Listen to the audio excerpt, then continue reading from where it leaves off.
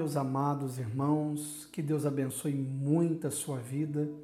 Bem, eu estou aqui trazendo para vocês uma nova série de mensagens, uma série de estudos que nós faremos juntos a partir de agora. Eu estou aqui para trazer a vocês revelações que com toda certeza vai transformar a sua vida, vai revelar a você ainda mais esta graça maravilhosa. Eu, como pregador do Evangelho, pregador desta graça maravilhosa, eu posso falar para você sem sombras de dúvidas. Existem muitos questionamentos em relação à graça.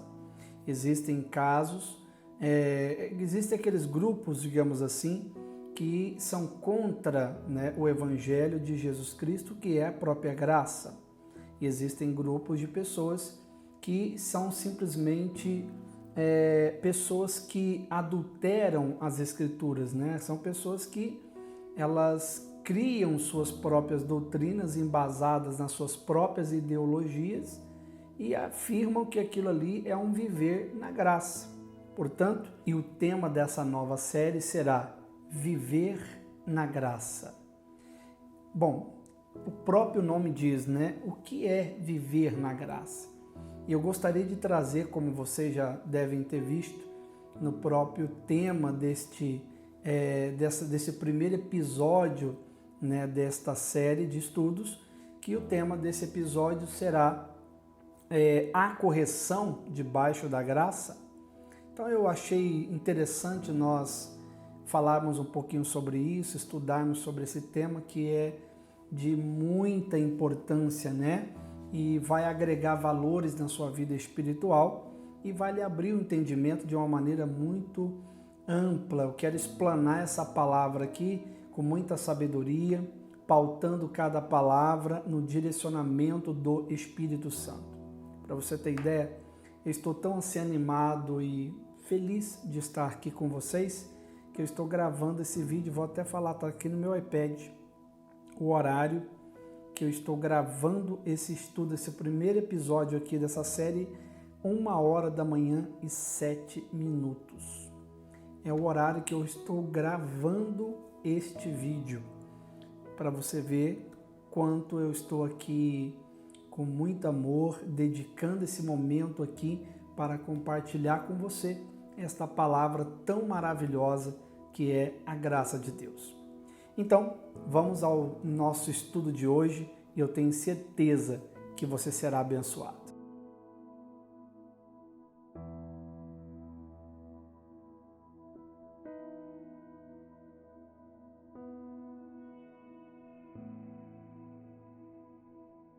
Muito bem, viver na graça. Como seria este viver na graça? Existem muitos pontos de vista, não é verdade? Pontos de vista diferentes.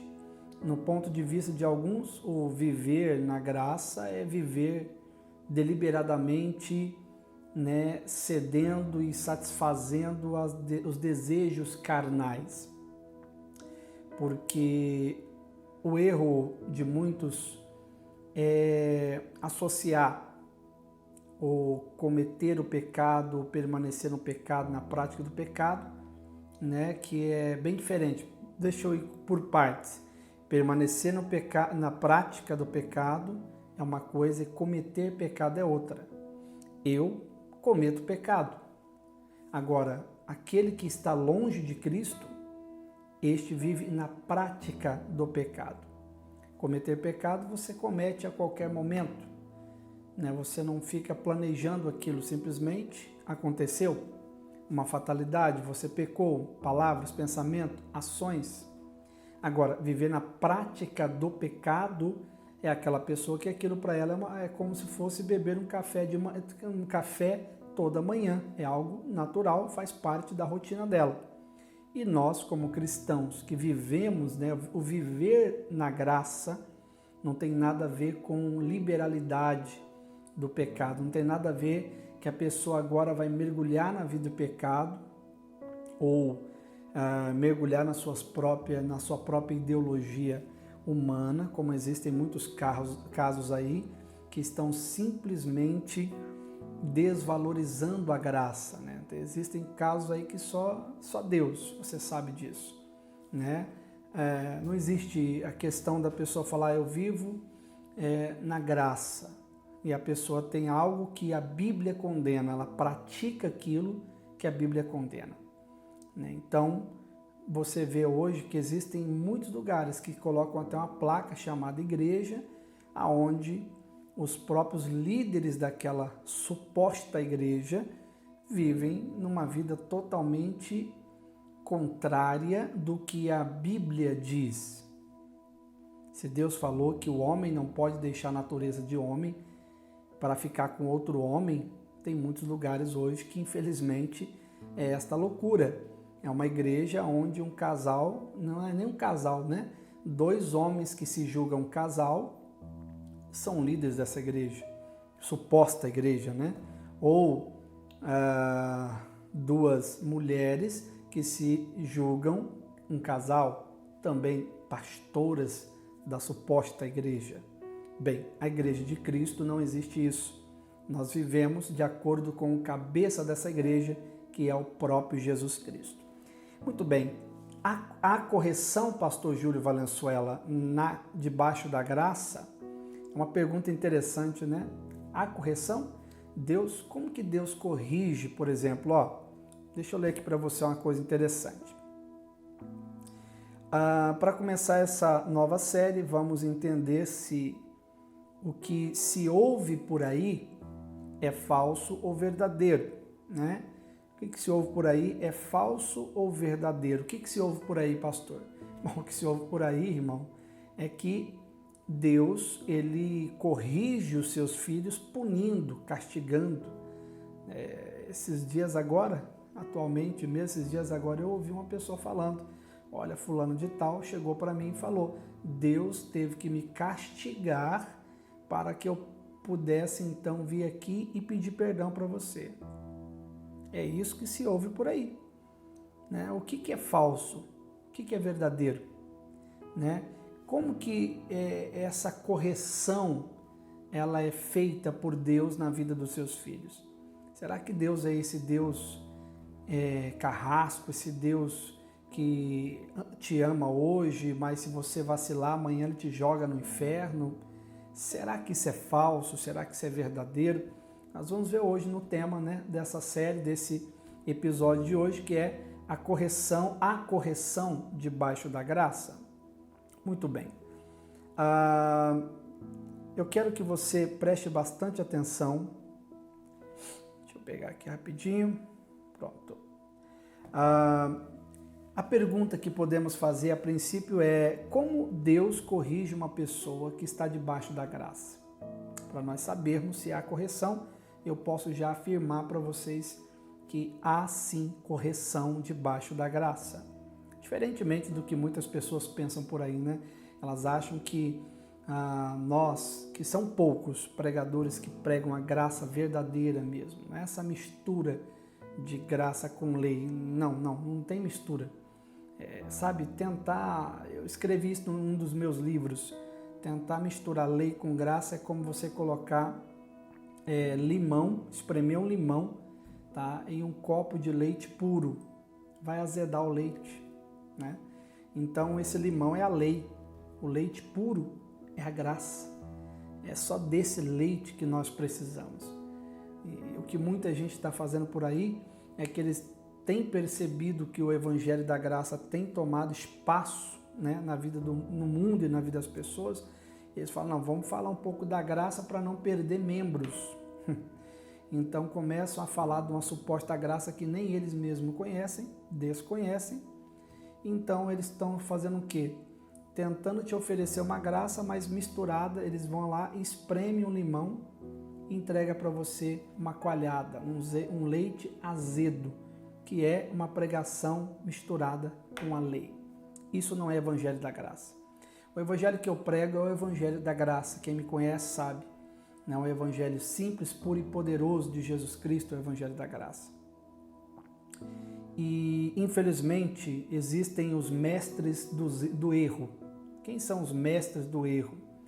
Esses mestres do erro, eles ensinam que não é importante ser santo. Não é importante ser santo, não. O erro desses mestres, né, que eu intitulei como mestre do erro, o erro deles é um erro hermenêutico, um erro de interpretativo, né? E esse erro está relacionado ao entendimento em ser santo e ser justo. Tem diferença? Tem muita diferença. Hoje, preste atenção, primeira observação, você não pode se tornar mais justo. É igual muita gente faz por aí, tenta fazer. Eles tentam ser mais justo todos os dias e é impossível, você nunca vai ser justo. Justo 100% você não vai ser, nunca. Agora, você não vai conseguir ser mais justo, mas você pode se tornar mais santo. Você fala, peraí, eu achava que justo, santo é muito mais complicado. Não, Jesus falou o quê? Sede justo porque eu sou justo? Por que ele falou isso? Porque é impossível o homem ser justo. Somos justificados por ele, porque ele é o único homem que veio aqui na terra e foi 100% justo. Então, através do justo Jesus Cristo, somos justificados diante de Deus. Agora, é muito bom quando a pessoa entende essa revelação de que ser santo, eu não posso ser mais justo, mas eu consigo me tornar mais santo. Guarda isso com você.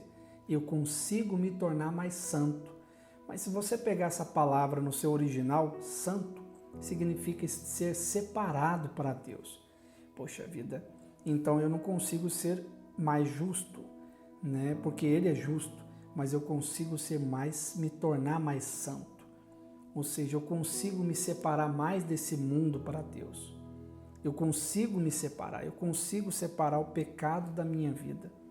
Eu consigo separar o profano do que é santo. Eu consigo separar essas coisas aqui. Eu estou me relacionando e nesse meu relacionamento com essa parceira, não somos casados, então eu decido estar com Jesus e falo, Senhor, eu não consigo ser mais justo. Ninguém consegue, mas eu posso me tornar mais santo. Me tornar mais santo é me separar do mundo, do pecado para Deus. Simples assim. Por isso que Jesus falou, sede santo, porque eu sou santo. Por que ele disse isso? Ele literalmente falou, isso aqui vocês conseguem. Eu me separei do pecado, do mundo. Então vocês também podem se tornar santos também. Vocês podem, pela sua própria decisão, se tornar santo a cada dia. Coloca isso no seu coração, eu posso me tornar e irei me tornar mais santa, mais santo todos os dias. Eu irei, a cada dia, me separar mais do mundo para Deus. Eu irei me separar mais desse mundo para o meu Senhor. Eu posso. Amém? Segunda observação é a verdadeira graça, ela produz a verdadeira santidade. A verdadeira graça, ela produz a verdadeira santidade. Tá? Eu até falo que também em um dos meus livros eu escrevi isso, que a graça, ela, na verdade, o arrependimento é fruto da graça. Tá? Então, diferente de muita gente pensando por aí, né, que porque uma pessoa que vive a graça, então ela vai viver deliberadamente na prática do pecado. Tem nada a ver. Uma pessoa que conhece a graça, essa pessoa verdadeiramente, ela sabe que essa graça, ela produz uma verdadeira santidade. Porque a graça, ela transforma a nossa vida. Lembra disso? Eu posso me tornar mais santo. Ou seja, a cada dia essa graça vai me transformando. O favor do Senhor é tão maravilhoso, tão bom, tão maravilhoso ser conduzido por essa graça, que o pecado vai perdendo espaço na nossa vida. Nós vamos nos separando para Deus. Sabe, é diferente do que muita gente pensa. Quando eu conheço a graça, eu vou para o pecado. Não, aí que não, é diferente. Quanto mais eu conheço a graça, mais essa graça vai gerando na minha vida uma verdadeira santidade. Porque ela já é gerada por essa graça, algo merecido, não forçado, sabe? Não embasado no medo de ir para o inferno. Então eu preciso ser santo, não. Não, essa santidade gerada pelo medo não é verdadeira, por isso que aquela pessoa vive no mesmo cometendo o mesmo erro. Mas uma pessoa que tem uma santidade gerada pela graça é uma santidade verdadeira, porque ela sabe que aquilo ali foi com a ajuda do Espírito Santo, com oração, com a graça do Senhor transformando ela, e ela não está mudando, ela não está se tornando santa porque ela está com medo de ir para o inferno, porque ela já tem certeza da salvação, e ela está tão maravilhada que essa graça gera nesta pessoa a santidade verdadeira. Amém? Vamos ver o que está escrito, que Paulo escreveu sobre o que eu acabei de falar. Primeira carta de Paulo aos Coríntios, capítulo 15, 34, King James, 1611, aí na tela para vocês. Como justificados que sois, aleluia, nós somos justificados, aleluia. Eu amo quando Paulo escreve, né, todas as cartas que ele escreveu, ele sempre afirma ou está sempre ali falando, né, enfaticamente, reafirmando e afirmando firmemente que quem somos. Veja que ele fala, como justificados que sois. Está acompanhando aí na tela? Que sois. Ele não vai falar que serão. Ele afirma que nós somos justificados. Que lindo isso. E ele fala, como justificado que sois, recobrai o bom senso. Olha só essa palavra. E não pequeis mais, porque alguns ainda não têm conhecimento de Deus. Declaro isso para a vossa vergonha.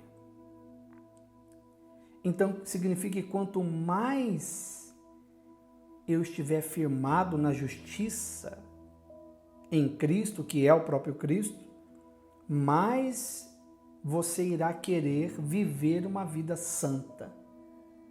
E, consequentemente, você também estará aberto à correção de Deus. Porque uma pessoa, quando ela vive a graça maravilhosa do Senhor, o viver na graça é isso. É viver tendo consciência que nós somos justificados. E como nós somos justificados por Ele completamente, temos que recobrar o nosso bom senso. Olha o que ele escreveu, recobrai o vosso bom senso. Tenha bom senso, gente. Porque as pessoas lá, que ele escreveu à igreja de Coríntios, falou, vocês estão perdendo o bom senso. Vocês estão, por exemplo, é pecado, você sempre toca nesse assunto, né? Porque a dúvida de muita gente, o pecado beber bebida alcoólica, já disse, não existe na Bíblia que é pecado. Pecado é você ficar embriagado, você deixar aquilo dominar a tua vida. Um exemplo, eu bebo vinho, é uma bebida que eu gosto. Não bebo cerveja, não gosto. Bebo vinho, amo, gosto demais. Mas também eu bebo se tiver, eu bebo. Se não tiver também eu não bebo. Entende isso? É uma coisa simples assim. Não sou dominado por isso, eu sou conduzido pelo Espírito Santo, que é bem diferente. E o que Paulo falou que as pessoas estavam perdendo o bom senso, como hoje. Então as pessoas acham que porque não é pecado beber bebida alcoólica, ela acha que então tranquilamente ela vai ficar a vida inteira se embriagando, caindo pelos cantos. Aquilo ali está glorificando a Deus. Poxa, tudo na minha vida é para a glória de Deus. Eu não vou ficar na porta de um bar bebendo, aquilo ali não glorifica a Deus, né? Então, você chega na casa da pessoa, tem mais bebida do que comida. Tá errado isso aí, não tá? O que está acontecendo? Essa pessoa tem que entender que ela é justificada por Deus. Ela foi justificada. O que é isso? Ela foi limpa. Então não se suje. Você já está limpo. Você já tomou banho de justiça de Deus. Então é hora de você recobrar o bom senso, tá? E não pecar mais, ou seja, não cometer esse absurdo que você está cometendo. Recobrai o bom senso e não pequeis mais. Aí ele explica, porque alguns que ainda não têm conhecimento de Deus, ou seja, vocês ficam olhando aqueles ali, novato na igreja, ou aqueles que não conhecem, estão mergulhados no erro. Poxa, esses aí não têm conhecimento de Deus igual vocês têm. Vocês conhecem ao Senhor, vocês conhecem o que eu tenho pregado, né? E ele termina falando, eu declaro tudo isso para a vossa vergonha, para vocês entenderem que é uma vergonha para a igreja de Jesus Cristo viver assim. Vamos recobrar o nosso bom senso e não vamos viver assim deliberadamente como vocês estão vivendo. Entendeu? Lembrai-vos que vocês são justificados, vocês foram justificados, vocês são justificados, vocês são limpos, tá? Você é limpo, né? Poxa, é simplesmente uma questão de bom senso, é igual esse momento que estamos vivendo, da pandemia, né? Eu não tenho medo de nada, não tenho medo de demônio, não tenho medo de doença, não tenho medo de nada. Para mim, viver é Cristo e morrer é lucro. Sinceramente, não tenho medo. Há a possibilidade de eu ter que contrair o coronavírus, Covid-19? Sim, talvez até já contraí, nem sei. Você também não. Entendeu? Eu só sei de uma coisa, eu vivo pela fé e não vivo por vista. Porém, qual é o decreto? Tem que sair de máscara. O que é isso, gente? Questão de bom senso. Poxa, se vem uma coisa ali, um policial abordar a pessoa, ela quer ficar brava ainda. Vem cá, você não viu o decreto? Não, porque a minha vida é minha. Tudo bem, mas há um decreto, há uma hierarquia de autoridade. Você está abaixo. Tá? Se eu estou usando máscara, por que você não está usando? Qual a diferença entre eu e você? Nenhuma. A única diferença aqui é que eu tenho bom senso e você não tem. Né? A pessoa vai na casa, não lava as mãos. Não está tendo bom senso de lavar a mão. Lavar as mãos, questão de bom senso. Não é só de Covid-19, não é bom senso de lavar a mão todo dia. Né? Então é uma questão de bom senso. Você não sai de casa sem escovar os dentes, senão você vai matar alguém com bafo. O que é isso? Bom senso. Eu tenho um bom senso que eu tenho que escovar o dente, senão eu vou ficar baforando nos outros aí, não dá certo. Bom senso. Então Paulo falou, primeiro você vê, é assim que Deus corrige. É essa correção que existe debaixo da graça. Quem vive na graça recebe esse tipo de correção. Somos corrigidos, há correção sim. Deus não quer que ninguém viva no erro, certo? Mas a correção é sempre assim. Na nova aliança, é sempre afirmando quem nós somos e o que não podemos fazer. Nós somos justificados e não podemos perder o bom senso e viver no pecado, entendeu? Ou seja, eu apontei uma coisa que está errado, mas eu não disse, ó, você vai ser castigado. Não, isso não é verdade. Eu falo, você já foi justificado, igual o Paulo falou. É assim que esta é a correção da nova aliança. Se você nunca entendeu isso, agora entenda. A correção da nova aliança está embasada no amor e não no ódio, na justificação, na graça e não na lei, na punição ou no castigo. Entendeu? Ele não fala, ó, vocês são pecadores, vocês não valem nada, vocês não são convertidos, porque se vocês fossem convertidos, vocês não fariam isso. Entendeu? Recobrai os vossos bom senso e não pequei mais. Não, se fosse assim, ele estaria fazendo o quê? Fazendo essa pessoa se tornar mais aprisionada ainda no pecado, gente. Entendeu? Olha só, há correção debaixo da graça, porém não é como muitos dizem por aí. Na nova aliança, Deus não corrige seus filhos usando acidentes, doenças, miséria, como tem gente que pensa que Deus corrige assim. Ah, que Deus tem uma pessoa doente, Deus está corrigindo ela. Não fala isso de Deus não, por favor. Tenha bom senso e pare de pecar falando que Deus está castigando esses profetas, mestres do caos do mundo aí, falando que Deus está punindo o Brasil, o mundo com essa praga. Que Deus é esse que esse camarada está pregando e está servindo? Porque o Deus da Bíblia é um Deus de amor. É um Deus que fez uma aliança desde o tempo de Moisés, de Noé, que não se zangaria mais com o homem, desde aquele tempo. Que não destruiria mais o homem na face da terra com nenhuma praga. Agora vem um homem falar para mim que Deus está zangado com a terra. Deus, sim, ele fica zangado e irado. Mas aqui no canal tem um vídeo que eu explico sobre isso, tá? Que Deus pega toda essa ira, que ele fica zangado, irado, pega essa ira e transforma ela em gotas de ira e vai colocando dentro de uma taça.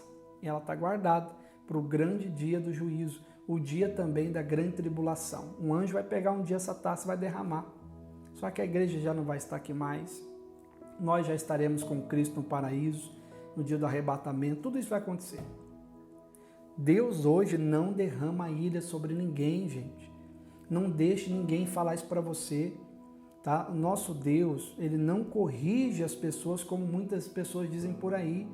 Elas acham que Deus corrige as pessoas como ele corrigia lá na antiga aliança.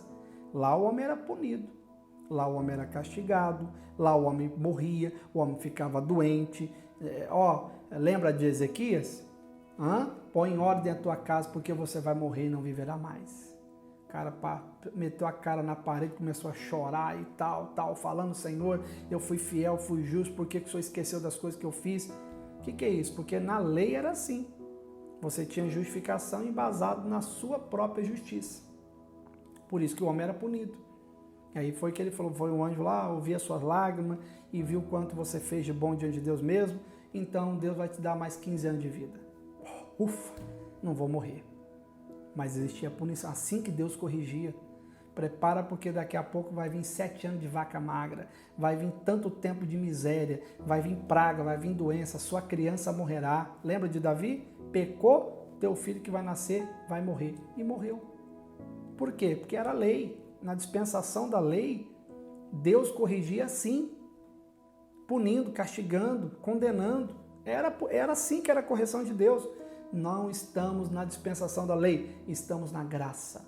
E Deus corrige na nova aliança, sempre afirmando firmemente o que somos, o que temos, o que recebemos de Cristo. Somos justificados, temos a salvação e recebemos o perdão completo de Jesus na cruz. Então ele afirma o que somos, o que temos, o que recebemos. E agora ele fala, por favor, você já foi perdoado, você é justificado, você é perdoado, você é amado, você é salvo. Recobrai o seu bom senso e não pequeis mais. Sai dessa vida, para de ser fofoqueiro, para de ficar falando da vida dos outros, para de ficar cuidando da vida alheia, para de ficar discutindo, brigando igual um doido. Para de ficar a vida inteira pensando em qualquer coisa, vou divorciar, vou embora. Uma pessoa que está vivendo esse evangelho da graça, vivendo na graça, ela naturalmente, essa graça vai gerando nela a santidade verdadeira. Ela vai mudando, a metanoia acontece dia após dia. Amém? Então, há correção debaixo da graça, sim. Só que a diferença é que Deus corrige afirmando o que somos, o que temos, o que recebemos. E aí ele fala para que aquilo ali que é errado não vale a pena e não faz parte mais da nossa vida. Certinho? É a mesma coisa de você querer corrigir o seu filho, uma criança. Poxa, eu tenho uma filha de 7 anos, ela não é perfeita, ela erra, ela faz coisas copiosamente, coisas erradas. E aí? Vou ficar, você é burra mesmo, você não sabe de nada mesmo, você nunca vai ser inteligente. O que eu estou fazendo? Estou afirmando uma coisa que ela vai colocar na cabeça dela, que ela é burra, que ela nunca vai ser inteligente, que ela sempre vai fazer tudo errado. Por isso que nós temos hoje pessoas adultos problemáticos, porque cresceram ouvindo esse tipo de absurdo dos pais. Os pais passaram afirmando o que elas eram assim mesmo, que a vida delas tudo que elas só sabem fazer é errado. Então hoje é assim. Quando elas cometem um erro, fala, realmente, eu só sei tudo que eu faço dá errado, eu só sei fazer o que é errado, eu nunca consigo acertar, eu não consigo fazer nada certo. Entende isso? Então você corrige, eu falo, minha filha, você está fazendo errado, eu faço isso direto. Tá? Papai não gosta, você está desobediente, fico bravo, está errado, desobediência não é de Deus, está errado. Quem é o pai da mentira? É o diabo e tal. Você é amada, você é filha de Deus, cristã de Deus. E como filha de Deus, isso não faz parte da nossa vida, né? Você é amada. Isso aí não é nosso, não. O que eu estou fazendo? Eu aponto o erro, falo que aquilo não é bom, mas sempre afirmando o que ela é, o que ela tem e o que ela recebeu de Cristo. Amém? E a diferença é essa, que na antiga aliança a correção era punição e castigo. A correção, então, é pela palavra, pela palavra de amor e verdade. Vou terminar aqui o estudo de hoje, eu creio que está sendo uma bênção para vocês. 2 Timóteo 3,16, olha o que está escrito, acompanha na tela comigo. Leia comigo aí em voz alta na sua casa.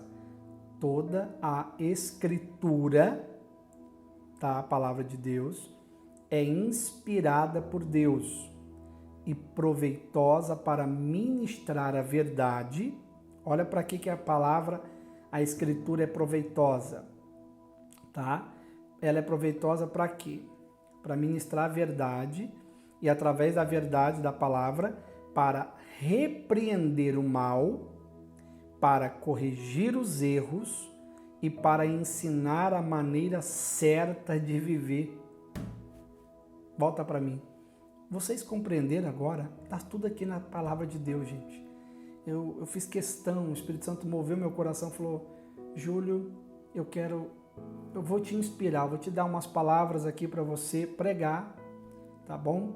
E você vai pregar sobre isso. O nome da série desse estudo que você vai fazer com o povo, com as pessoas, será Viver na Graça, tá? Viver na graça. O que significa viver na graça? Então hoje nós estamos aprendendo, o primeiro episódio dessa série é a correção debaixo da graça? Sim.